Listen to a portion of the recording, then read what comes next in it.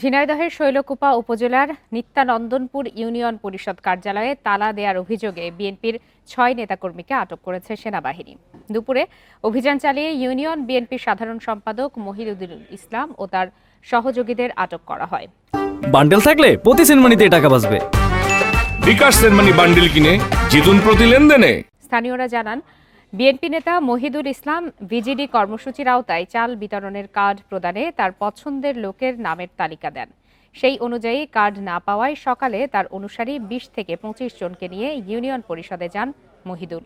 এ সময় সচিব হাফিজুর রহমানকে তুলে নিয়ে যায় তারা। পাশাপাশি পরিষদের ভেতরে সেবা প্রত্যাশী ও কর্মচারীদের আটকে রেখে তালা ঝুলিয়ে দেয়। পরে সেনাবাহিনী গিয়ে তাদের উদ্ধার করে এবং অভিযান চালিয়ে মহিদুল সহ ৬ জনকে আটক করে।